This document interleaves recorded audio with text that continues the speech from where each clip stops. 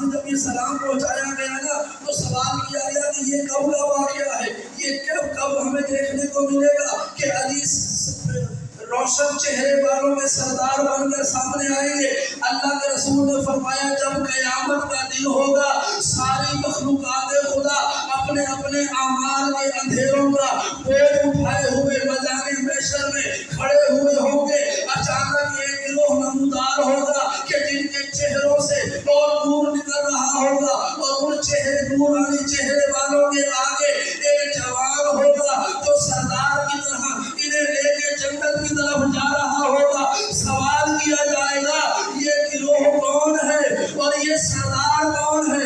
فرشتے جواب دیں گے یہ جو سردار ہے یہ علی بن ابی طالب ہے اور یہ جو پیچھے گروہ ہے یہ وہ ہے جنہوں نے زمین پر علی کی ولایت کا اقرار کیا تھا۔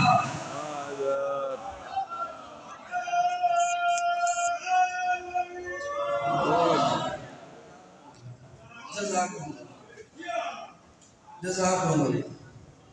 اور میں اکثر کہا کرتا ہوں کہ خدا کی توحید بڑی آسان ہے، اسی لیے آپ کو توحید پرست دنیا کے ہر کونے میں مل جاتے ہیں۔ بھائی دنیا میں توحید کے ماننے والے بہت سارے ہیں، آسان ہے بہت سارے لوگ مان لیتے ہیں۔ اس سے تھوڑا سا اور مشکل مرحلہ ہے نبوت محمد، اس لیے اس کے ماننے والے توحید کے ماننے والوں سے کم ہیں۔ بھائی صرف خدا کو ایک ماننے والے بہت سارے ہیں، لیکن پھر ایک اور ہلکا کام ہوتا ہے جو مصطفیٰ کی نبوت کو مانتا ہے، توحید کے ساتھ نبوت کو مانتا ہے، یعنی تھوڑی سی مشکل ہے نبوت محمدی کا اقرار کرنا۔ اور پھر اس گروہ اس دائرے کو اور بند کرتے ہیں تو اور مشکل آ جاتی ہے کہ اور تھوڑے افراد ہیں جو توحید اور نبوت کے ساتھ علی کی ولایت کا اعلان کرتے ہیں۔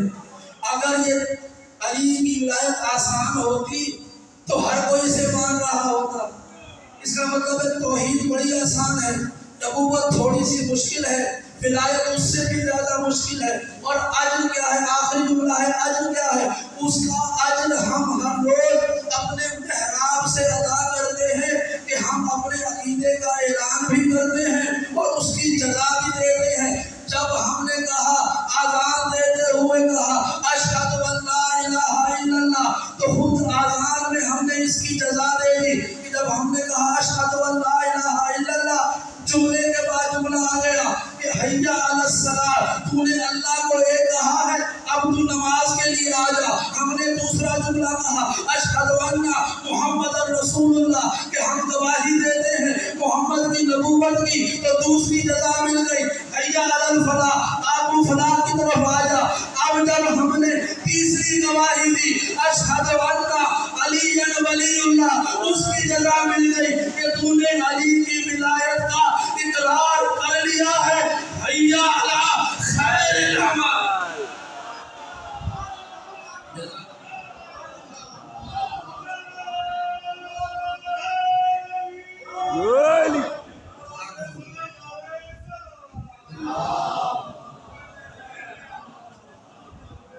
جزاک اللہ۔ تو بڑی قیمتی شہر ہے ملا ہے اور اس کے بغیر کسی شریف آدمی کا گزارا نہیں ہے۔ کیا بات ہے! کسی شریف آدمی کا گزارا نہیں ہے۔ اچھا اگر یہ جملہ میرا ہوا بات نہیں بنتی ہے، لیکن یہ ترجمہ میرا ہے اصل میں حدیث کا۔ حدیث مصطفیٰ ہے جو اب تک خاموش رہے ہوگا میرے پڑھنے کی اجازت نہ دینا، اگر جملہ اچھا لگے تو رسول خدا کو داد دے دینا۔ پروردگار کے رسول نے فرمایا لا یتم شرف الا بولایت علی بن ابی طالب، علی کی ولایت کے بغیر کوئی شرف مکمل نہیں ہوتا، کوئی شریف نہیں ہوتا۔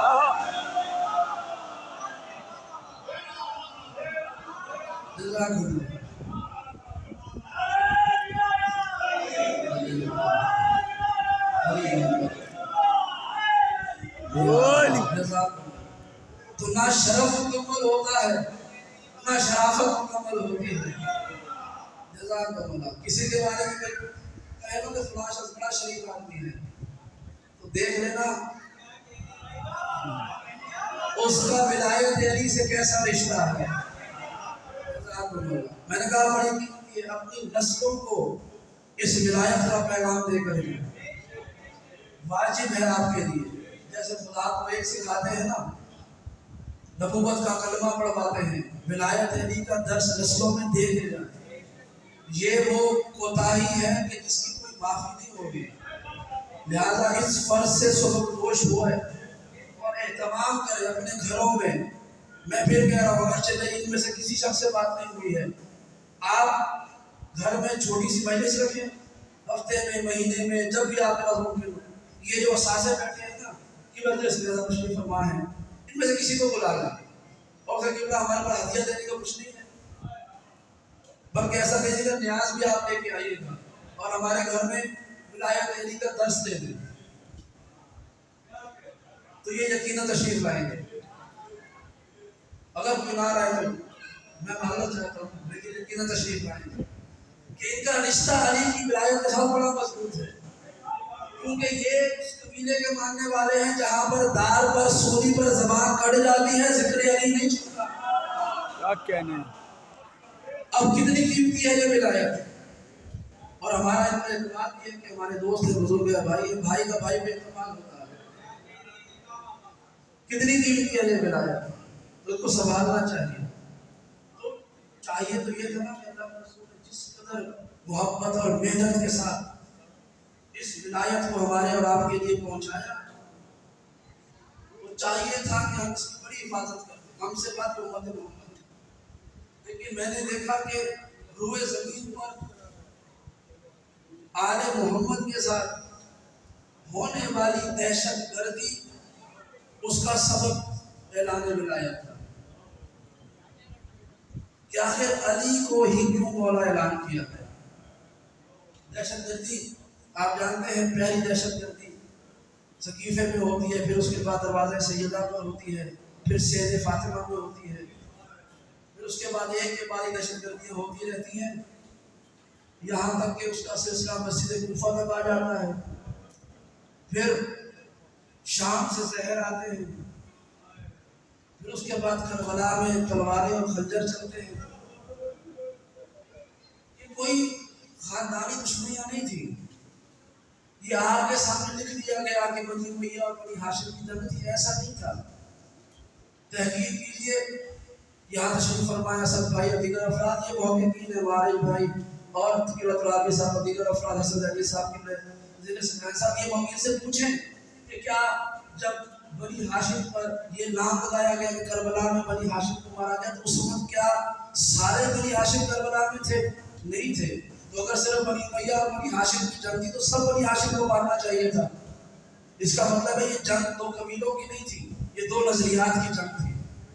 ایک وہ تھے کہ جن کا کلمہ محمد رسول اللہ پہ رک جاتا تھا، اور جنہوں نے اس کے آگے اقرار ولایت کیا، انہوں نے اس ولایت پہ سمجھوتا نہیں کیا، اور اس ولایت کے لیے سب سے زیادہ قربانیاں خود علی کی اولاد نے دی، خود علی کی اولاد نے۔ اور ایک جملہ کہوں، شام کے بازار کا منظر یہ تھا کہ جس کے بارے میں کہا جاتا ہے اس کا ماحول ایسا تھا کہ اس بازار سے کسی نبی کے بیٹوں کو بھی نہیں گزرنا چاہیے تھا، جس بازار سے علی کی بیٹیاں گزرتی رہی ہیں۔ نبی کے بیٹے بھی نہ گزرتے جہاں سے علی کی بیٹیاں گزری ہیں۔ ایک قول منسوب ہے ہمارے چوتھے امام سے، فرماتے ہیں کہ اگر قرآن میں ہمارے لیے عداوت کا حکم ہوتا کہ آل محمد سے دشمنی رکھو، تو تب بھی ہم پر اتنے ظلم نہ ہوتے جتنا مودت کا حکم۔ آپ ایسے کب تک روئیں گے؟ شہادت تو آپ کی میراث ہے۔ امام نے گریہ کرتے ہوئے کہا، آپ نے انصاف نہیں کیا، میں اپنی شہادت کے منصب پر نہیں رو رہا، تو یہ میں جانتا ہوں کہ شہید ہونا ہماری میراث ہے، یہ بتا کیا ماؤں بہنوں کے ساتھ بازاروں اور درباروں میں جانا کیا یہ بھی ہماری میراث تھی؟ سوال کیا گیا زین العابدین مولا سے، مولا سب سے زیادہ آپ کو تکلیف کہاں پر پہنچی؟ تو ایک بار نہیں، دو بار نہیں، بار بار کہتے تھے الشام الشام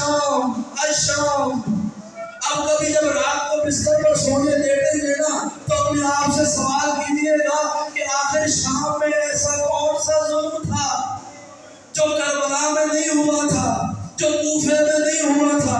بھائی چادریں تو شام غریبہ میں لٹ گئی تھی، اپنے تو سب کربلا میں شہید ہو گئے تھے، قید تو کربلا سے شروع ہو گئی تھی، ہاتھوں میں رسیاں کربلا میں بندھ گئی تھی، پاؤں میں بیڑیاں کربلا میں آ گئی تھی. تو پھر شام میں ایسا کیا ہوا کہ کربلا کے زخم بھول کر یہ بیمار شام کو یاد کر کے روتا رہا؟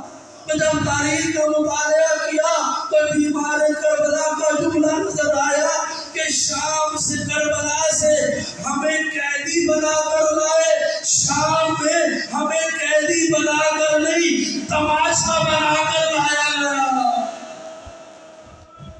اجرکم اللہ. شام کے ہر موڑ پر اس اسیروں کے قافلے کو روک دیا جاتا، مجمع کو جمع کر دیا جاتا اور بلند آواز سے اعلان کر کے بتایا جاتا یہ علی کی بیٹی زینب ہے، یہ ام کلثوم. اجرکم اللہ، اجرکم اللہ. عزیزانو یہ جملے میں نے حرم امام حسین میں شیخ عبدالحمید مہاجر کی زبانی سنے تھے، بس 2 جملے سن لینا. تاریخ میں ہے کہ جب شام کے دربار کے دروازے پر 17 آذانوں کا انتظار کرنا پڑا، 36 گھنٹے تک علی کی بیٹیاں دربار کا دروازہ کھلنے کا انتظار کر رہی تھی، اور لوگ پوچھتے دروازہ کیوں نہیں کھولا جا رہا؟ جواب ملتا دربار کو آراستہ کیا جا رہا ہے، سجایا جا رہا ہے. 36 گھنٹے تک علی اور اولاد علی کی بیٹیاں اور علی کے بیٹے دربار کے دروازے پہ کھڑے رہے. اب ایک جملہ سنیں گے، جب مدینے سے چلنے لگے تھے نا تو جناب زینب نے یہ جملہ کہا تھا کہ اولو محمد کو صدقہ کر دیا ہے. مدینے سے لے کے شام کے دروازے تک جناب زینب نے کبھی اولو محمد کا نام نہیں لیا، لیکن شام کے دروازے پر ایک ایسا منظر آیا کہ جب علی کی بیٹی نے اولو محمد کا نام لیا. جانتے ہیں وہ لمحہ کیا تھا؟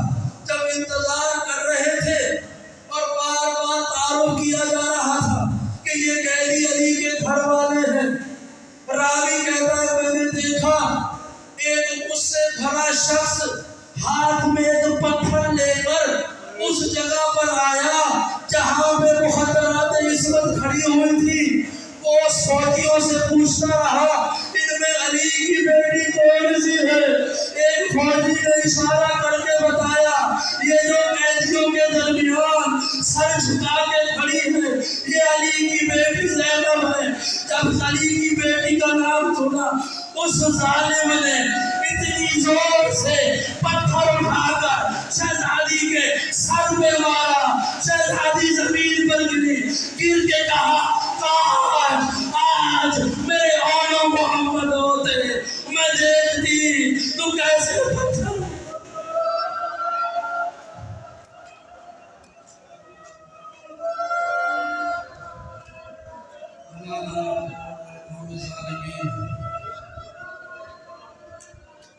سيعلم الذين ظلموا أي منقلب ينقلبون ما ترك